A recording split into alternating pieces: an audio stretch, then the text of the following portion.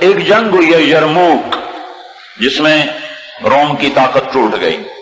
اس میں 3 لاکھ تھے رومی، 30,000 تھے صحابہ تابعین۔ رومیوں کے لشکر میں 60,000 عرب تھے۔ تو ایک دن رومیوں کے سردار نے کہا کہ آج صرف عرب نکلیں تاکہ یہ لوہا لوہے سے ٹکرائے۔ ایک دن طے ہوا کہ کل جو لڑائی ہوگی صرف عربوں سے لڑیں۔ تو یہ خبر پہنچی حضرت خالد کو، تو انہوں نے ابو عبیدہ سے فرمایا مجھے 30 آدمی دے دو، 30، میں 60,000 سے لڑنے جاتا ہوں۔ ابو سفیان کہنے لگے مذاق کر رہے ہو؟ کہ نہیں مذاق نہیں کر رہا ہوں، تو کیوں بزدل بنتا ہے؟ اسلام لانے کے بعد بزدل ہو گیا ہے، جاہلیت میں جبار، اسلام میں بزدل۔ کہنے لگے میں بزدلی کی بات نہیں، انصاف کی بات کرتا ہوں۔ 30 آدمی تھوڑے ہیں، تو نے اگر کچھ کرنا ہے تو 60 لے کے جا، 60 آدمی 60,000 کے لیے، 60 آدمی 60,000 کے لیے۔ کسی فوج کے قانون سے پوچھو، کسی جرنیل سے پوچھو، آج کے پچھلے دور 60 آدمی 60,000 سے لڑنے جا رہے ہوں، کوئی ہے عقل میں آنے والی بات؟ تو حضرت ابو عبیدہ فرمانے لگے بھائی خالد 30 تھوڑے ہیں، 60 لے جاؤ۔ کہنے لگے بات یہ ہے ابو عبیدہ، اس لشکر میں، تیرے لشکر میں، اس وقت امیر ابو عبیدہ تھے، اس لشکر میں کچھ لوگ ایسے ہیں جن کو میں ذاتی طور پر جانتا ہوں، جب اللہ کے سامنے ایسے ہاتھ اٹھاتے ہیں تو اللہ ان کے ہاتھ خالی واپس کبھی بھی نہیں لاتا۔ اس لشکر میں ایسے لوگ ہیں۔ اس 30,000 کے لشکر میں 1,000 صحابہ تھے اور 29,000 تابعین تھے۔ کہ میں جانتا ہوں اسی مجمع میں ہیں، جب وہ یوں ہاتھ اٹھاتے ہیں اور یا اللہ کہتے ہیں تو کبھی اللہ ان کا ہاتھ خالی واپس نہیں لاتا۔ تو حضرت ابو عبیدہ کہنے لگے پھر تو چن لے 60 آدمی۔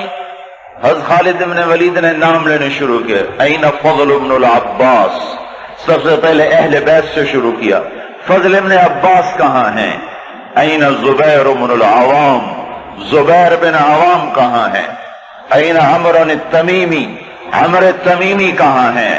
سب سے بڑا ڈاکو بنو طے کا رافع بن عمیرہ، اللہ کے نبی نے کیا محنت کی تھی کہ وہ کتنے نمبر پر آ رہا ہے، کن لوگوں میں آ رہا ہے؟ خالد بن ولید ان لوگوں کو بلا رہے ہیں کہ جب وہ یوں ہاتھ اٹھاتے ہیں تو اللہ ان کے ہاتھ خالی نہیں لوٹاتا، جب اللہ کے سامنے ہاتھ پھیلاتے ہیں تو اللہ ان کی جھولی خالی واپس نہیں لاتا۔ تو چوتھے نمبر پر کس کو بلایا؟ کہا این رافع بن عمیرہ الطائی، وہ عدی کے قبیلے کا سب سے بڑا ڈاکو، وہ رافع بن عمیرہ کہاں ہے؟ چوتھے نمبر پہ آ گیا، سارے عرب کا بڑا ڈاکو۔ چوتھے نمبر پہ کن لوگوں میں آیا؟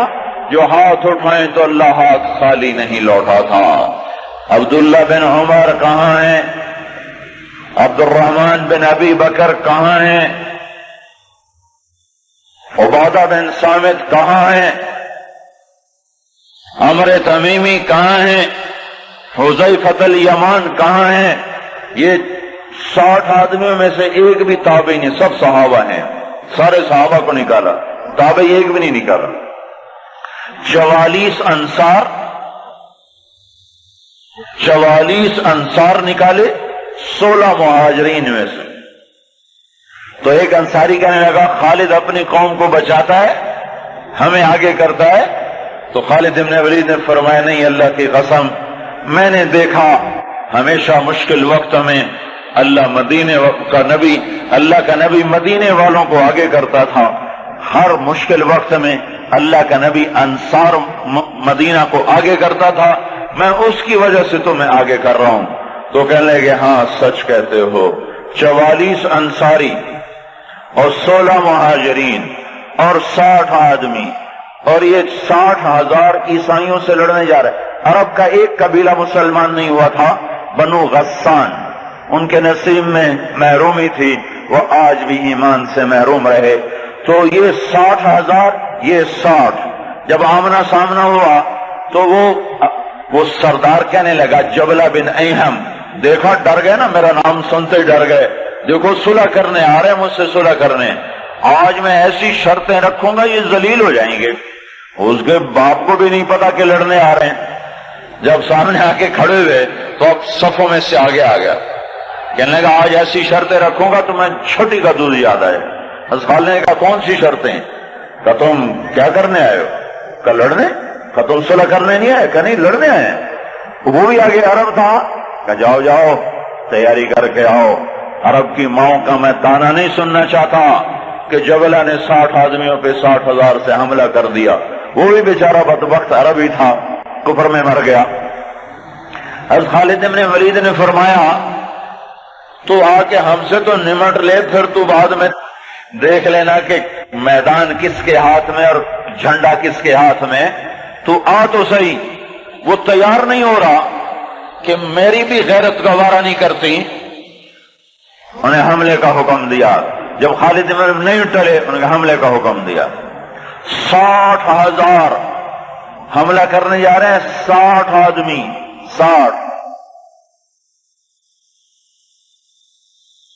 زرار ابن ازور نے زندگی میں ایک دفعہ زرہ پہنی، وہ یہی لڑائی تھی، نہ اس سے پہلے پہلی نہ بعد میں پہنی۔